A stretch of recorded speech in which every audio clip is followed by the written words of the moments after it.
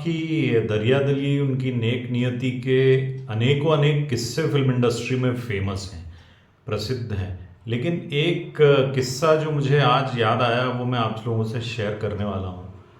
दोस्तों, यदि आपने मेरा चैनल सब्सक्राइब नहीं किया है तो मैं रिक्वेस्ट करूँगा, निवेदन करूँगा कि सब्सक्राइब कर लें और बेल आइकन और ऑल के ऑप्शन को ज़रूर से प्रेस करें, जिससे कि सारे नोटिफिकेशंस आप लोगों तक पहुँच पाएँ।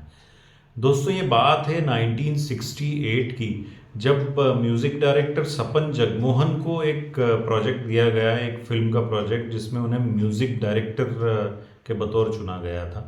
और ये इस फिल्म का टाइटल था तेरी तलाश में, और नक्श लायलपुरी ने इसके गीत लिखे थे।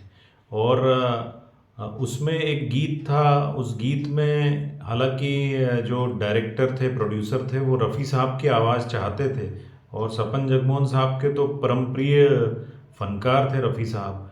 लेकिन बजट का कुछ कॉन्स्ट्रेंट था, कुछ बजट की कमी थी, जिसके कारण उन्होंने ये तय किया कि किसी दूसरे गायक से इस गीत को गवाएंगे।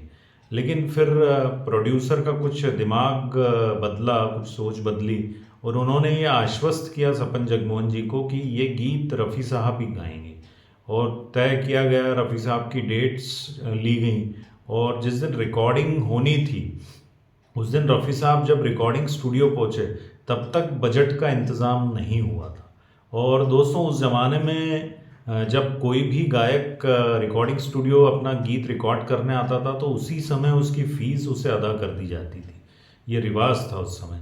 लेकिन जब रफ़ी साहब वहाँ पहुँचे और उन्होंने म्यूज़िक डायरेक्टर सपन जगमोहन जी के चेहरे के एक्सप्रेशंस देखे, भाव भंगिमाएँ देखी, तो वे समझ गए कि ज़रूर कुछ गड़बड़ है और तनाव की स्थिति है। तो उन्होंने उनसे पूछ लिया कि भाई, आप लोग क्यों ऐसे तनाव में दिख रहे हैं।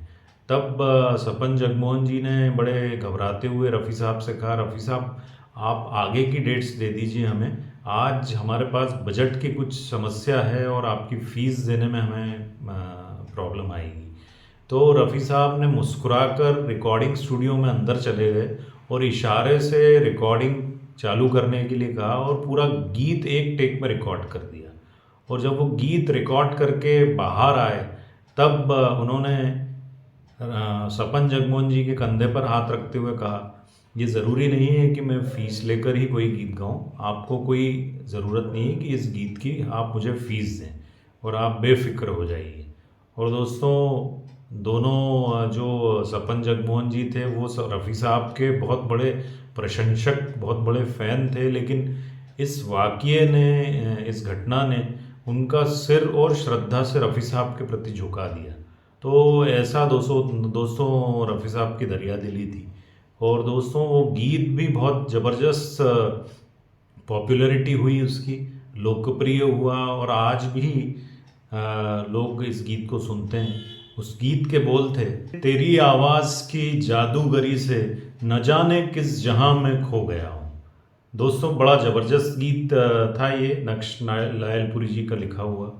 और रफ़ी साहब के दिलिये देखिए दोस्तों, कि कोई बिना कोई फ़ीस लिए ये गीत गा दिया।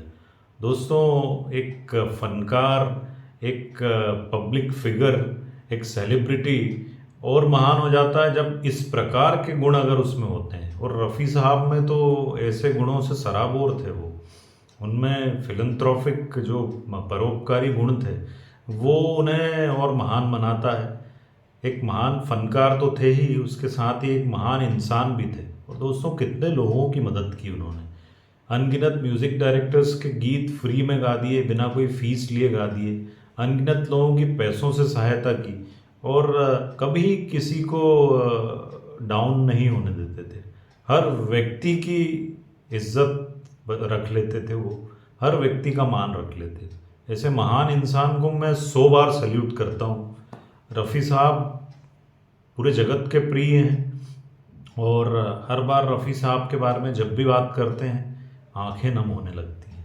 तो दोस्तों, ऐसा ये किस्सा था रफ़ी साहब का। ऐसे ही और भी किस्से मैं आप लोगों के लिए लाते रहूँगा। दोस्तों, मेरे चैनल पे बने रहिए। और मुझे ऐसा लगता है कि पिछले कुछ समय में आप लोगों का प्यार मेरे लिए कम हो गया है।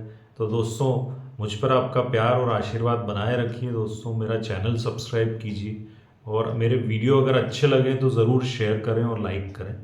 नमस्कार दोस्तों, अपना बहुत ख्याल रखें और हमेशा स्वस्थ और प्रसन्न रहें।